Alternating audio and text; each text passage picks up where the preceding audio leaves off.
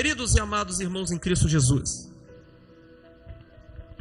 sabemos que hoje estamos comemorando 10 anos desse ministério, é isso, pastor? Para a glória de Deus.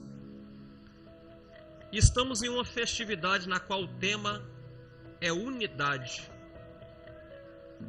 E quando vamos falar de unidade, nos tempos em que vivemos, tem sido escassez isso em algumas igrejas. Porque nos tempos atuais em que vivemos, é um tempo de muita dificuldade. É um tempo em que vemos pessoas, ou melhor dizendo, irmãos em Cristo, brigando por poder, por posição de destaque, por posição elevada, por visibilidade, por quem prega mais, por quem louva mais. E vai nascendo aquele sentimento de superioridade, infelizmente, na vida de muitos irmãos. Muitas das vezes, pessoas vêm num culto como esse para reparar o pregador, para reparar o cantor, para reparar o pastor, e com aquele sentimento egocêntrico dizer para si mesmo: eu prego melhor do que ele, eu canto melhor do que ela, eu sou um pastor muito mais inteligente do que ele. Infelizmente, meu irmão, está assim em muitos lugares. Mas eu creio que hoje eu estou dentro de uma casa que não tem esse sentimento circulando neste meio. Porque se não fosse assim, eu creio que a presença de Deus não seria tão notória, igual nós estamos vendo nesta noite, ser manifesta no meio de cada um de nós. Desde o princípio, quando Deus, o Todo-Poderoso, Ele cria a raça humana já foi criada em unidade. Porque nós conhecemos a história do primeiro casal da Bíblia, Adão e Eva. Foram seres que Deus criou super dotado de conhecimento, sabedoria e uma inteligência fora do normal. Porque preste atenção aqui comigo. Adão, quando Deus formou Adão do pó da terra, como diz lá em Gênesis capítulo 2, verso 7, Deus forma este homem e deu a ele a incumbência de pôr nome em todos os seres viventes da terra. Aí já deu para perceber que ele era superdotado de conhecimento, sabedoria e inteligência. Agora, como que um ser humano comum ou normal tem poder de dar nome a algo que nunca viu na vida? Só alguém que está cheio de entendimento, sabedoria e inteligência, que não vem dessa terra, mas que vem diretamente do céu. E Adão, ele foi alguém que, mesmo tendo todo esse atributo que o próprio Deus outorgou sobre a vida dele, Deus pôs uma condição sobre a vida de Adão. Que condição foi essa? Obedecer a Deus. Porque lá em Gênesis capítulo 2, verso de número 13, verso 9, perdão, a Bíblia diz que existiam duas árvores no meio de um jardim. E dentre essas árvores estava uma que era chamada de árvore que dava o fruto da vida, e a outra árvore que tinha o fruto do conhecimento do bem e do mal. Existia somente uma condição para Adão viver eternamente. Qual de nós, irmãos, não cumpriria à risca uma condição imposta por Deus? Você só tem que obedecer para tu viver eternamente. Eu estou dizendo no tempo presente. Nós, crentes, já esperamos a eternidade, mas no tempo presente de agora. Só que Adão, ele não obedeceu a Deus. Ele desobedece a Deus comendo o fruto que não era para comer. E após Adão comer o fruto, Deus se apresenta para ele no jardim. Era algo comum todos os dias. na viração do dia, Deus vinha e se apresentava no jardim. Ou seja, o próprio Deus vinha cultuar com o homem. Só que Adão estava escondido. E quando Deus pergunta, cadê você, Adão? Eu estou escondido. Tu acha que Deus não sabia que Adão estava escondido? Claro que Deus sabia, se ele é onipresente, onisciente e presciente. Onipresente, está em todos os lugares. Onisciente, sabe de todas as coisas. Presciente, sabe do que vai acontecer no futuro. Deus sabia de tudo. Só que sabe o que eu vejo aqui? Deus dando a oportunidade para Adão, assim como ele tem dado uma oportunidade para você que adentrou nessa casa. E que oportunidade é essa? Reconhecer que tu errou, reconhecer que você pecou, se arrepender e se consertar diante da presença de Deus. Essa oportunidade está estendida desde os tempos da antiguidade. Só que o homem, infelizmente, prefere ocultar do que se confessar. O homem não confessa, em primeiro momento, o seu pecado. E ele jogou a culpa em sua esposa. A sua esposa joga a culpa na serpente. E é sempre dessa maneira. Ninguém quer assumir a culpa, porque é tão difícil assumir que errou. Mas o mais difícil é tu permanecer na prática do erro. Por que eu digo isso? Porque permanência na prática do erro culmina com a sua destruição eterna. Só que Deus, desde o princípio, Ele não formou o homem para destruir. Só que Ele forma o homem nem também para ser salvo. Ele formou o homem para governar a terra. Só que após a queda do homem, o homem perdeu esse domínio de governo. E Deus decreta a sentença sobre o homem, sobre a mulher e sobre a serpente. Só que aqui comigo, queridos e amados irmãos, o Deus que nós servimos é um Deus tão amoroso, é um Deus tão maravilhoso, que Ele podia e tinha todos os motivos para destruir Adão naquele momento, para acabar com Eva também. Só que Deus, Ele não fez isso. É aí que vemos então a primeira profecia messiânica, na qual quem proferiu a mesma não foi um profeta. Quem proferiu a mesma, anunciando o prenúncio profético do Salvador, foi o próprio Deus, quando Ele disse lá em Gênesis 3,15: e porém inimizade entre ti e a mulher, e entre a tua e a sua semente, e dela nascerá um descendente que tu lhe ferirá o calcanhar, mas ele esmagará a tua cabeça. Ao longo da Bíblia vamos ver inúmeros profetas citando acerca dessa semente que foi prenunciada desde Gênesis 3,15. Moisés foi um deles, Davi foi um deles, Jeremias foi um deles. E por que não dizer do maior profeta messiânico, a saber, Isaías foi um deles.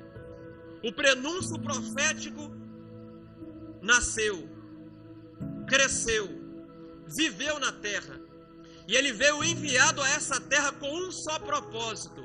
E que propósito foi esse? Ele mesmo disse, lá em Lucas capítulo 4, verso de número 43, é preciso que eu vá para outras cidades. Para quê? Para que eu anuncie o evangelho do reino. Por quê? Porque para isso é que eu fui enviado. Então já deu para perceber que Jesus, ele veio enviado para anunciar esta palavra. Agora observe aqui comigo. Nós recebemos a palavra que ela é a verdade em 3 fases. A primeira fase foi através dos escritos e da profecia.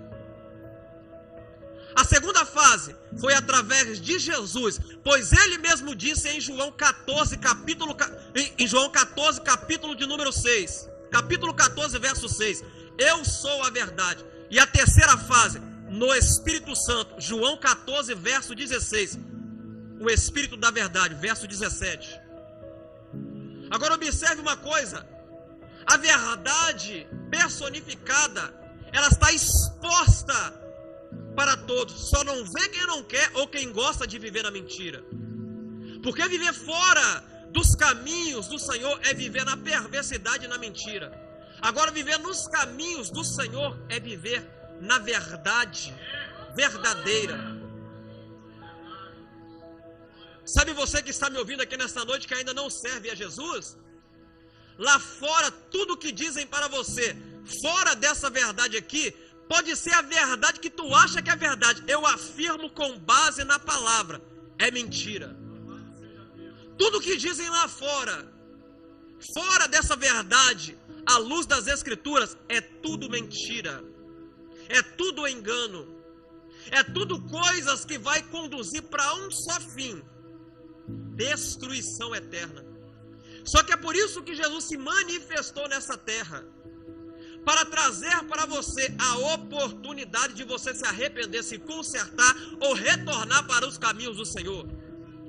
Tu lembra do que eu disse aqui para vocês? Deus não formou o homem nem para ser destruído, nem para ser salvo, mas para governar. Só que como a salvação entrou no mundo? Tu lembra do que eu disse? Jesus ele veio para anunciar a palavra, não para morrer por ninguém. Tu pode ler o texto. Só que enquanto ele exercia o seu ministério profético, ele decide entregar a vida dele, e eu digo mais, deixar um atributo sobre a mim e sobre a tua vida. E que atributo é esse? O amor. Porque mediante ao amor que nós praticamos um para com o outro, nós conseguiremos viver em unidade. E eu te digo algo, foi por causa do amor é que hoje você está aqui assentado ouvindo essa palavra. Foi por causa do amor é que hoje eu estou aqui pregando esta palavra aos vossos corações. Foi por causa do amor que Jesus falou com Deus: Deus, afasta de mim este cálice, em Marcos capítulo 14, verso 36. Mas contudo seja feita a tua vontade. Foi por causa do amor que eu vou apresentar algo para você que para Deus é impossível de Ele fazer. Paulo ele escreveu que o amor suporta tudo, o amor vence tudo, o amor está disposto a superar tudo. E o amor é algo tão poderoso, tão forte, que a Bíblia já nos dá a maior prova de amor de Deus para a humanidade. João capítulo 16, verso 3, porque Deus amou o mundo de tal maneira, no original, que não poupou o seu único filho, para que todo aquele que crer nele não pereça, mas tenha vida eterna. Por que ele não poupou? Jesus ele pede ao Pai: Pai, afasta de mim. Se possível, Pai, afasta. Todas as coisas te é possível. Só que o Pai, ele não afasta o cálice que Jesus estava prestes a tomar, no que diz respeito ao sofrimento que ele enfrentou por causa de mim e de você. Agora, quando vamos ver os relatos bíblicos acerca da crucificação de Cristo, foi horrível o que Jesus suportou.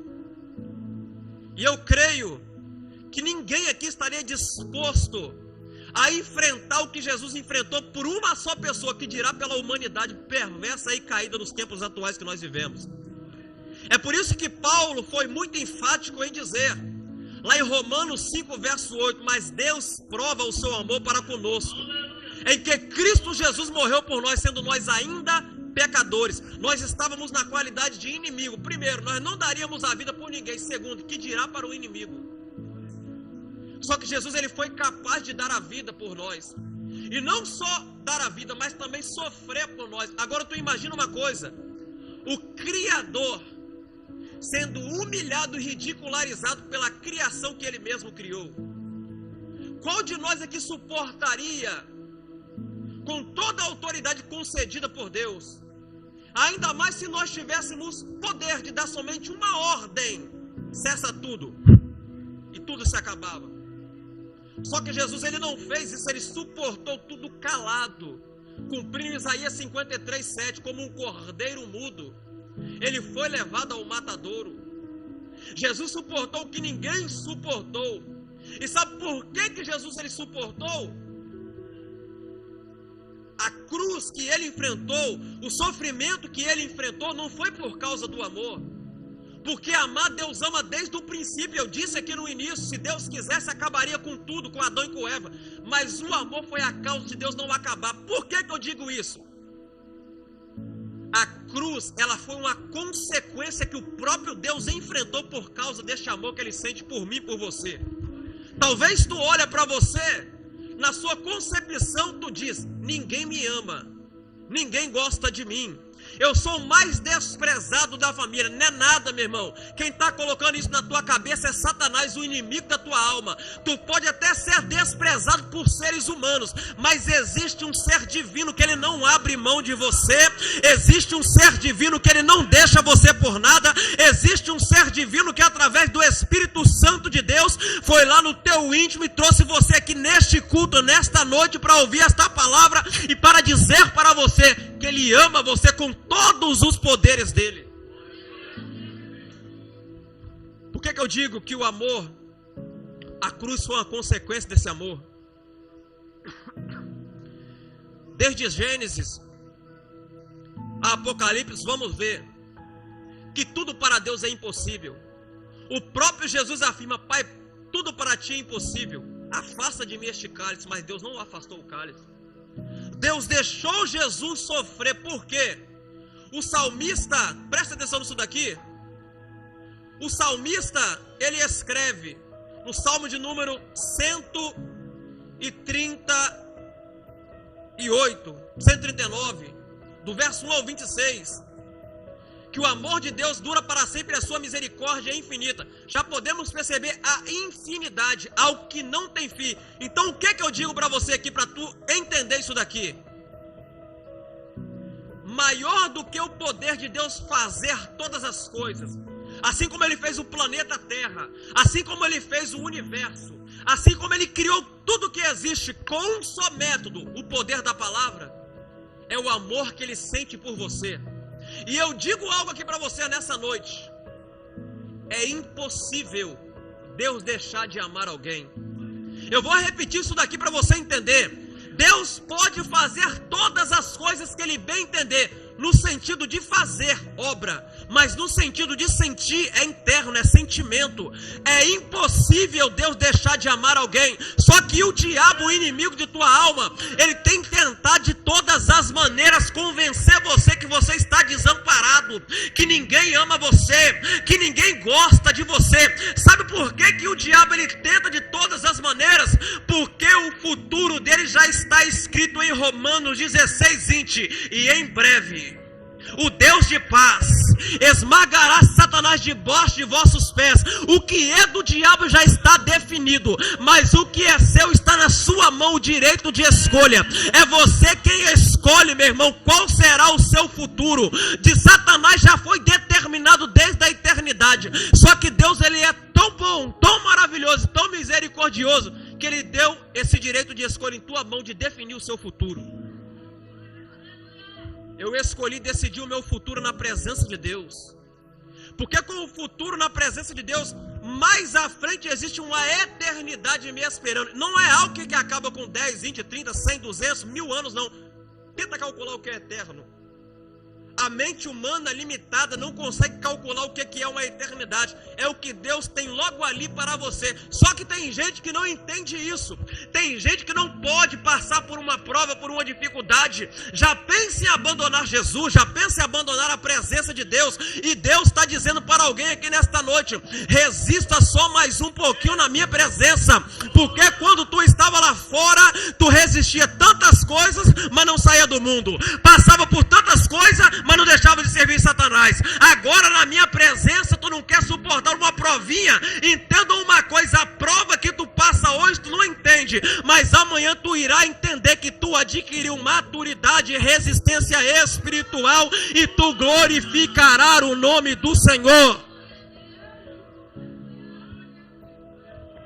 Por que eu digo isso? O que vem contra a nossa vida não é para nos matar. O capítulo 17 de João, Jesus começa pedindo de volta a glória que ele tinha no céu. Pai, devolva aquela glória. Essa glória se chama glória doxa, posição elevada, aonde Jesus estava. E ele continua a oração e um diálogo com Deus. E qual é o primeiro pedido de Jesus para Deus? Para que eles guardassem os seus discípulos, para que ele guardasse a igreja. Aí muitas das vezes vamos passar por tanta dificuldade, muitas das vezes enfrentamos até perigos em certas circunstâncias. Às vezes pensamos até que a nossa vida vai findar ali. Às vezes pensamos até que vai se acabar ali, mas no momento que nós pensamos que talvez a nossa vida vai se acabar, é aí que eu vejo o Salmo de número 91 se cumprindo na vida do crente fiel, aquele que habita no esconderijo do Altíssimo, a sombra do Onipotente descansará. Se a sombra do Onipotente está descansando do teu lado, Satanás ele pode até se levantar, ele pode até vir na sua direção, mas se a sombra do Onipotente está descansando perto de você, é sinal que o general de guerra está bem aqui com o braço cruzado, ó, esperando o diabo vir, esperando o Satanás vir. Mas sabe por que Satanás não vem? Porque ele sabe que ele não pode tocar em você. E o que ele faz?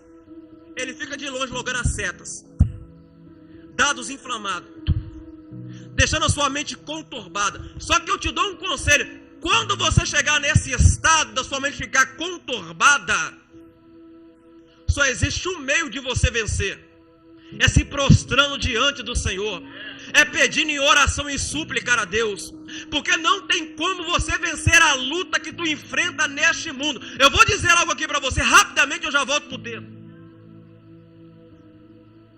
Eu creio que deve ter irmãos aqui que saiu do mundão, eu também saí. E quando eu vivi no mundão, eu tinha guerra com criminoso. Só que a guerra que eu tinha no mundo nem se compara com a guerra que eu tenho agora. Porque a guerra que tu tinha no mundo facilmente pode ser vencida. Quando tu é no mundo, ou você extermina, ou aquele que queria o mal seu morre e acabou. Só que a guerra que tu tem no mundo espiritual, ela não se cessa aqui nessa terra. E só existe um jeito de você guerrear nessa guerra: com as armaduras espirituais que Paulo escreveu em Efésios capítulo 6, verso número 13. Se você não usar essa arma, tu vai ser um soldado ferido e caído e vencido. Mas quando tu usa essa palavra, e a de ataque que é essa daqui, esta palavra, pode ter certeza, irmão, o diabo se levanta para cair, Satanás se levanta, mas recua, porque quem vai prevalecer é esse instrumento de batalha, de ofensiva, que é a palavra. Se tu usa essa palavra, tu vai vencer qualquer dificuldade que vir contra a sua direção.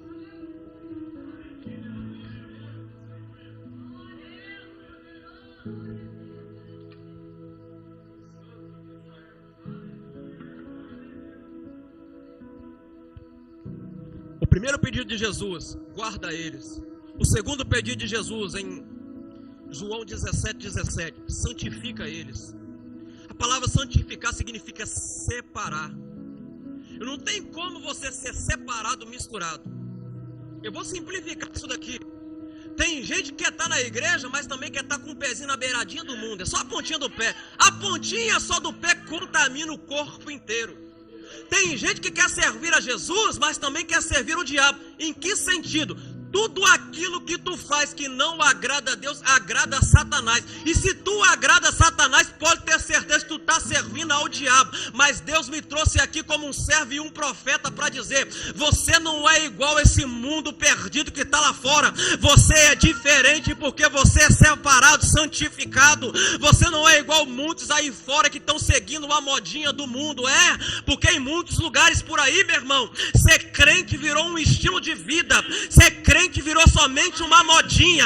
Mas eu ainda acredito, meu irmão, que aqui dentro desta casa não tem crente que leva estilo de vida, não tem crente que serve por modinha, tem crente que serve e adora a Ele em espírito e em verdade. E cadê os adoradores por excelência dessa noite? Cadê aqueles que adoram em espírito e em verdade? Cadê aqueles que servem a Ele verdadeiramente em espírito e em verdade?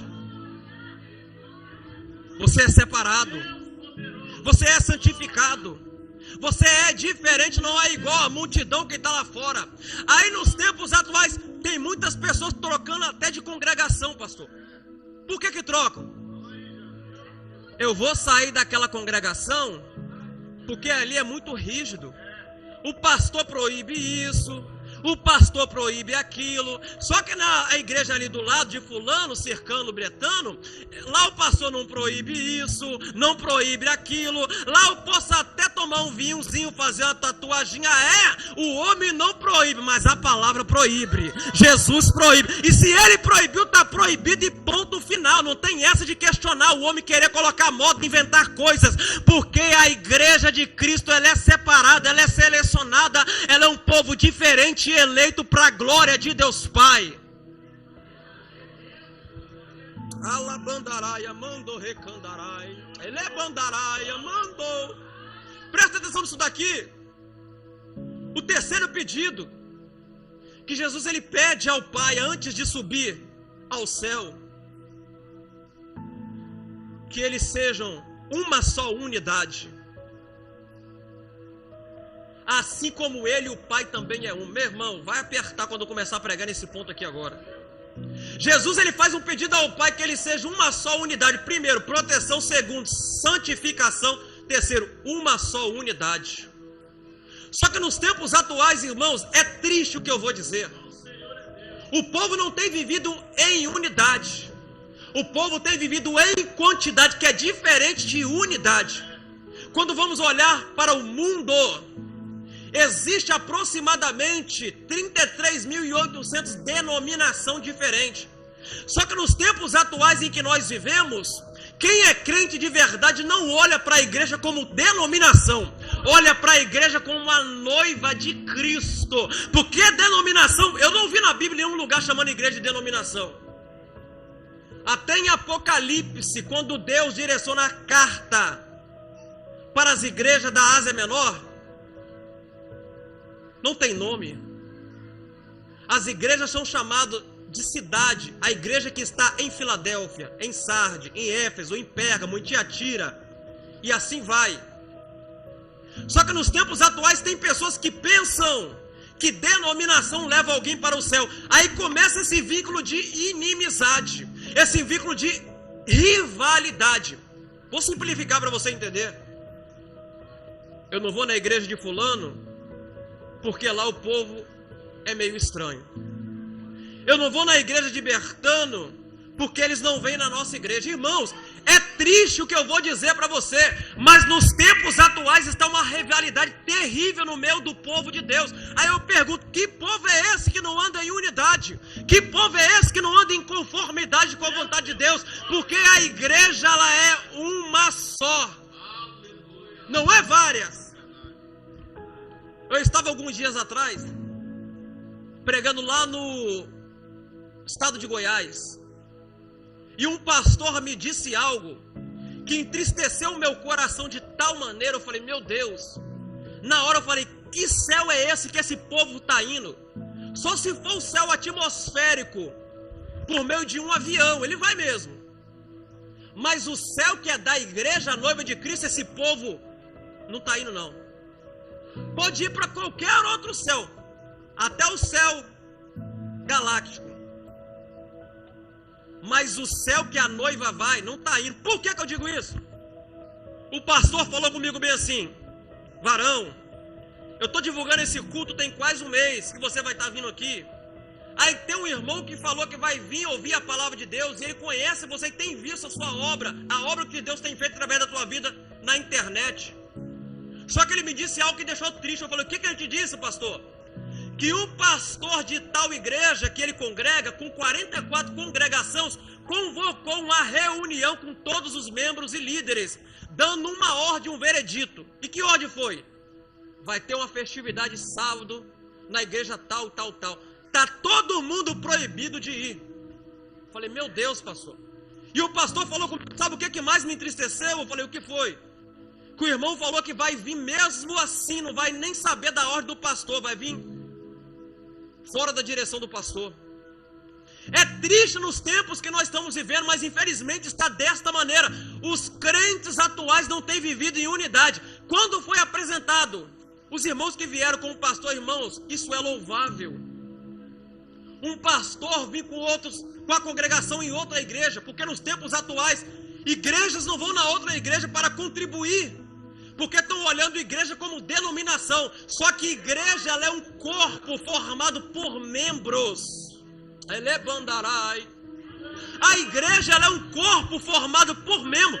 Paulo, ele disse lá em Colossenses capítulo 1, verso 18,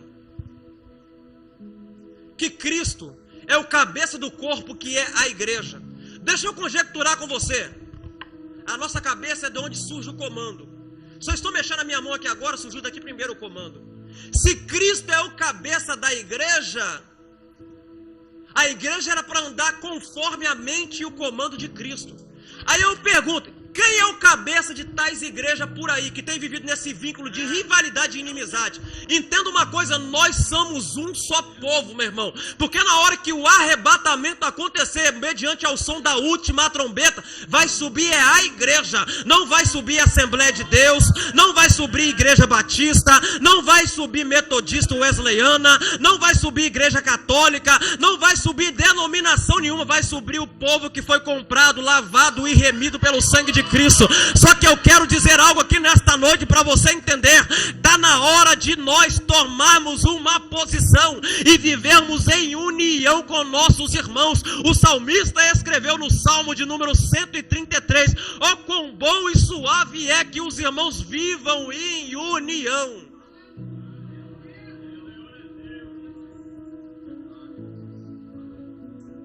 Pasme no que eu vou dizer para vocês. Essa união que é escrita na Bíblia está desaparecendo da igreja brasileira. Se hoje tu se levanta como um pregador, quem vai tentar te abater depois ou amanhã é outro pregador, porque ele vê como que você está tomando o lugar dele. Se hoje você se levanta como um cantor, adoradora do Senhor, quem vai tentar te abater amanhã é alguém que canta também, porque entende que você está querendo tomar o lugar dele, como se nós tivéssemos algum lugar. Ninguém tem lugar nenhum aqui nessa terra. O nosso lugar é na morada eterna, é nas mansões celestiais, é com Jesus Cristo para todos sempre, viver eternamente e governando juntamente com Ele. Enquanto nós estamos nessa briga de rivalidade, de quem prega melhor, de quem canta melhor, de quem louva melhor, de quem faz melhor, o diabo está avançando e muito bem organizado, tá? Porque Satanás, ele é unido. Jesus, ele diz em Mateus capítulo de número 12, verso 25, que uma casa dividida não subsistirá. Só que presta atenção, enquanto dentro da casa do Senhor os irmãos têm se dividido com rancor, com inveja, com raiva, com inimizade, Satanás está bem aqui aplaudindo a atitude de muitos irmãos. E acredita no que eu vou dizer, Cristo subiu. Só que quem ficou como representante oficial dele aqui nessa terra, somos nós, a igreja. Quem está lá fora no mundo, vê nós como um exemplo de pessoas. Só que quem está aqui dentro, vê muitos como um péssimo exemplo de pessoas. Nós que éramos para dar exemplo, tem dado péssimo exemplo diante dos nossos irmãos. E é por isso que muitas das vezes, vemos em muitos lugares, ministério não anda para frente, a obra não cresce, Deus não derrama mais o poder, paralítico não levanta, câncer não é expelido, demônio não é expulso. Por quê? Por causa desse sentimento de inimizade, de ciúme, de inveja, que infelizmente tem imperado no meio de muitos irmãos. O nosso chamado é para viver em unidade, em conformidade com a vontade de Deus, em união com nossos irmãos. Não tem esse negócio de nós queremos viver em inimizade, não, meu amado, minha amada irmã. Nós temos que ser unidos, porque Satanás na hora da guerra ele se une. Tu quer ver uma coisa? Segundo o livro das Crônicas, capítulo de número 20, quando Josafá ele se depara com 3 exércitos que se uniu para vir contra Josafá: os moabitas, os amonitas e os da montanha de Seir. Observe uma coisa, esses 3 exércitos é um símbolo das trevas em diferentes hierarquias. Paulo ele disse em Efésios capítulo de número 6, verso de número 12, que a nossa luta não é contra a carne, nem contra a sangue, mas sim contra principado, uma hierarquia, potestade, outra hierarquia, príncipe das trevas, outra hierarquia, hortes espirituais da maldade. Já deu para perceber que na hora que a guerra é contra o povo de Deus, Satanás se une. Só que o povo de Deus, quando a guerra é com Satanás, meu Deus, o povo desune. Porque hoje em dia vemos crente querendo matar crente, crente querendo parar crente, crente querendo abater crente, crente querendo calar crente, crente tentando de todas as maneiras e desejando que o seu irmão pare na caminhada da fé. Enquanto isso, o diabo tem avançado, tem matado aí fora, tem destruído, tem feito uma bagunça. E olha que o poder dele é limitado, só chega onde Deus permite. Só que você, crente, servo de Deus, lavado e remido pelo sangue de Cristo, o poder que foi depositado dentro de você não é um poder que tem limite, é um poder sem limitação. Jesus, ele disse em Lucas 10:19: eis que eu vos dou poder e autoridade para pisar serpentes e escorpiões. Essas serpentes e escorpiões é uma tipologia de Satanás e seus demônios. Se Deus deu poder e autoridade para nós, por que nós temos deixado esse poder e essa autoridade guardado dentro de casa? Esse poder e essa autoridade é para colocar o dedo na cara do diabo e mandar ele embora, é estender a mão nesse bairro, começar a profetizar e dizer que quem manda aqui não é o tráfico de droga, quem manda aqui não é a facção criminosa, quem manda aqui não é a polícia, quem manda aqui não é os órgãos governamentais, quem manda e continuará mandando é Jesus Cristo de Nazaré, é o Senhor dos exércitos, aquele que fez os céus e a terra, que outorgou sobre você a unção, o poder e a autoridade para você exercer.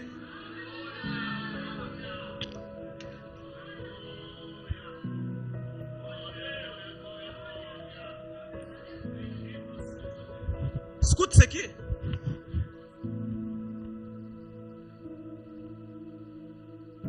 Eu creio que muitos irmãos sabem que Deus me arrancou do mundo da perdição. E acredite no que eu vou dizer. Quando eu estava lá perdido no mundão, eu tinha tanta coragem a ponto de achar que era o super-homem. Só que hoje que eu estou na presença de Cristo, eu vejo que quem eu era no mundão não passava de um covarde, de um medroso. Porque o corajoso não é quem está lá fazendo mal, praticando a iniquidade. O corajoso é aquele que abre mão dessas coisas e vem para a presença de Jesus. E depois que eu entendi o tamanho do poder desse Deus, irmãos, não tem diabo que coloca medo em mim. Minha esposa estava vindo comigo ali agora. Eu até falei com ela dentro do carro: meu amor, o lugar que nós estamos indo é meio atribulado. E ela falou comigo: já coloca um GPS para você. Eu falei: não tenho medo disso não. O problema é o nosso filho que está aí atrás. Eu não me importo, porque eu não se intimido com essas coisas. Às vezes eu vejo pessoa falando: rapaz, um dia eu fui pregar num lugar que foi anunciado que eu estaria no mesmo bairro pregando, mas num lugar mais estreito, mais dominado pelas trevas. Aí alguém da igreja chegou e falou para mim: varão, tu vai pregar lá? Eu falei: vou. Por quê, rapaz? Você é muito doido. Eu falei: por quê, rapaz? Lá é perigoso demais. Eu falei: rapaz, perigoso sou eu, cheio da presença do Espírito Santo de Deus. Não é quem está lá fora que é perigoso, quem está lá perigoso é você, cheio da presença do Espírito Santo de Deus. Por quê? Porque quem está lá fora está sob a jurisdição do inimigo de nossas almas, mas quem está aqui dentro está sob o domínio e o poder do ser divino que fez os céus e a terra, que está acima de tudo e acima de todos. E eu já passei cada experiência. Depois que eu saí da vida errada, o diabo já tentou me intimidar de tantas maneiras. Eu vou dizer isso aqui para edificar a vida dos irmãos. Esses dias eu fui pregar a palavra de Deus na rua, que de vez em quando eu dou um de louco, pego uma caixa de som, sai pro meio da rua pregando aí. Só que tá em tanta escassez a unidade, que antigamente tinha 2, 3, 4 para ir, hoje não tem nenhum. Pela bondade e misericórdia, vai eu e Deus sozinho.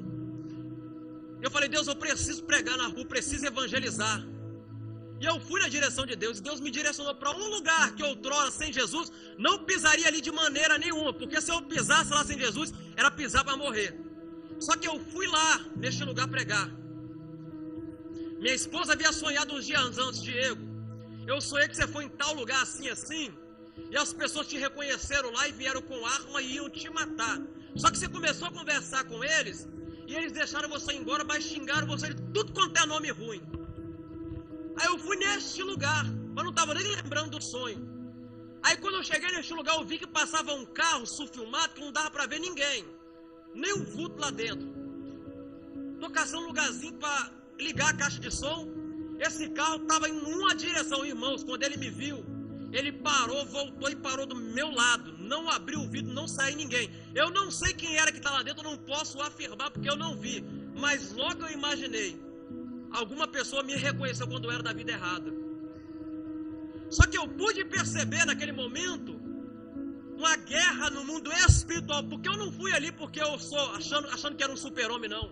Eu fui ali com toda certeza, direcionado pelo Espírito Santo de Deus. E eu olhei para Satanás e falei: Satanás, tu veio aqui me confrontar, né? Tu veio aqui me afrontar, né? Então te prepara que eu vou te confrontar com essa palavra aqui, irmãos. Para a bondade e misericórdia de Deus, eu comecei a pregar naquele lugar e profetizar que aquele lugar não seria palco de tiroteio, mas seria cenário de avivamento para a glória de Deus. Que aquele lugar não seria um lugar de derramamento de sangue, mas seria um lugar que Deus iria derramar a sua glória, manifestar o teu poder, que vidas seriam impactadas, pessoas seriam salvas pelo poder da palavra de Deus. Cadê que o diabo falou alguma coisa? É ruim de o diabo falar, sabe por que ele não fala? O diabo ele só fala alto com quem recua e abaixa a cabeça para ele, mas quem está debaixo da direção do Espírito Santo de Deus e está convicto da autoridade que Deus mesmo o outorgou, ele vai na direção do Senhor com uma só certeza, que a palavra personificada já foi na frente, abrindo os caminhos, quebrando as correntes, tirando os espinhos, porque quem está chegando ali é um servo cheio de unção, poder e autoridade, e esse servo é você que está me ouvindo aqui nesta noite, mandando glória para aquele que é digno de honra, glória, louvor e adoração.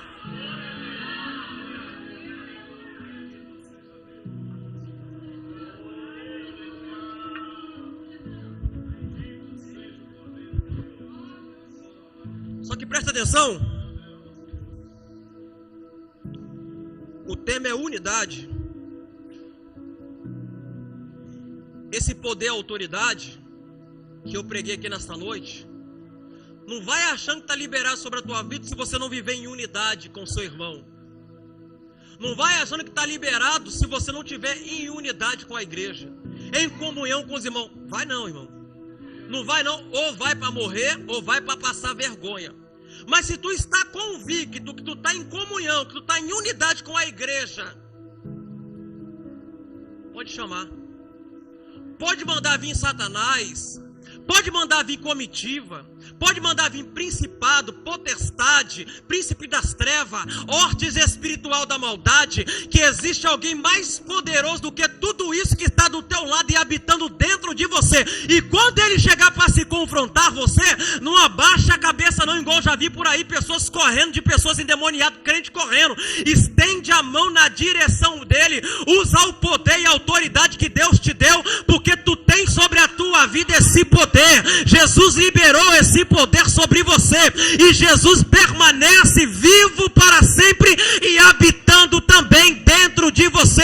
Então não deixa o diabo avançar território, viva em união com seu irmão, em conformidade com a vontade de Deus, faça a obra do Senhor por excelência. Pessoas vão dizer, pessoas vão falar mal, pessoas vão se levantar, mas se você olhar para A, para B, para C, tu para no meio da caminhada. Mas se você continua olhando para o alvo, que é Jesus Cristo, eu duvido se existe alguém que vai conseguir parar você, crente cheio da presença e do Espírito Santo de Deus, que está me ouvindo aqui nesta noite.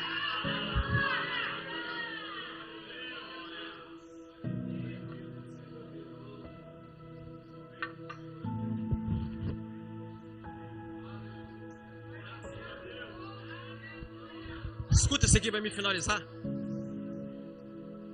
A unidade é algo tão precioso, é algo tão poderoso, é algo de tal magnitude, porque quando tu vive em unidade, o dono da unidade vive dentro de você. Quando tu vive em conformidade, a vontade de Deus prevalece sobre a tua vida. Quando tu vive em comunhão, aquele que te chamou também tem comunhão com você. Porque não tem como nós ter comunhão com Cristo, mas não termos comunhão com nossos irmãos. Não tem como estar debaixo da vontade de Deus, mas fora da comunhão com nossos irmãos. Não tem como. Porque Ele mesmo diz nos textos que eu li aqui, para que eles sejam um só, assim como nós também somos um, Pai. Esse um só é unidade específica. Porque tem muita gente que diz por aí que igreja sou eu, igreja é você. Nada disso. Igreja é um conjunto de pessoas. Nós somos membros do corpo de Cristo, que é a igreja. Eu, você, somos membros do corpo. Agora tu imagina uma coisa, deixa eu conjecturar com você. Minha mão é um membro. A mão que eu estou segurando o microfone também é outro membro. Se eu não tivesse nem esse, como é que eu ia segurar o microfone?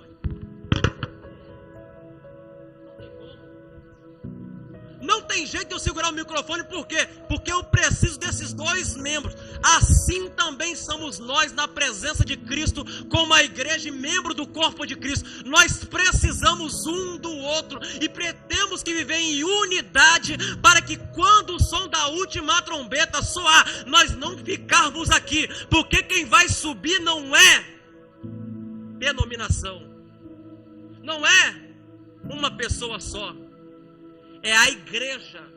A igreja diz respeito a todo grupo de pessoas que está aqui no Brasil, que está nos Estados Unidos, que está lá na América do Sul, que está lá na Ásia, que está lá em Israel. Isso é igreja, unidade, pelo amor de Deus. Os irmãos temos que entender isso daqui nos tempos atuais. Nós temos que viver em unidade. Nós temos que viver com vínculo estreito de relacionamento com nossos irmãos em Cristo Jesus. Porque enquanto nós criamos esse vínculo de inimizade, o diabo está destruindo, o diabo está matando, pessoas estão morrendo por aí, sem direito da última oportunidade. Por quê? Porque em vez de nós pregarmos a palavra, em vez de nós vivermos em unidade, muitas pessoas estão escolhendo o tempo atual, ver quem é o melhor, quem prega melhor, quem sabe mais. Eu vejo algo no tempo atual, eu não sei se os irmãos vão concordar comigo, mas se não concordar também, eu vou falar do mesmo jeito. É um monte de camarada por aí, formado em doutorado, um monte de palhaço debatendo quem conhece mais a Bíblia,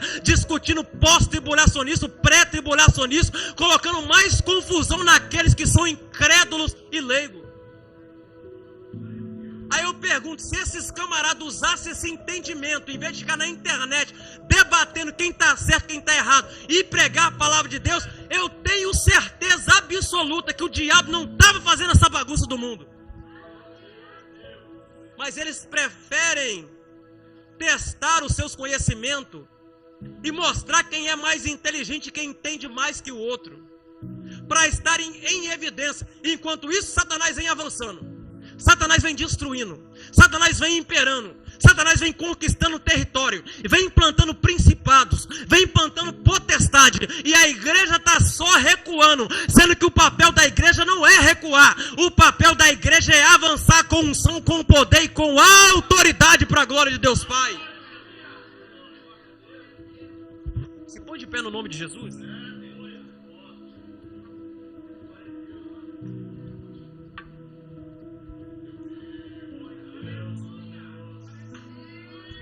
Todas as vezes que o sentimento de inimizade e rivalidade bater na porta do teu coração,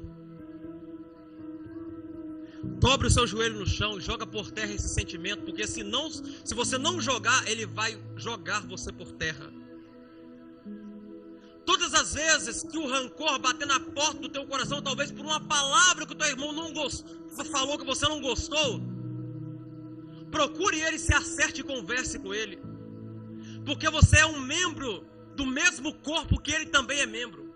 Eu sou um membro do mesmo corpo que ela também é membra. Ela é uma membra do mesmo corpo que você também é membro. A saber, o corpo de Cristo, que é a igreja, que será a qualquer momento arrebatada.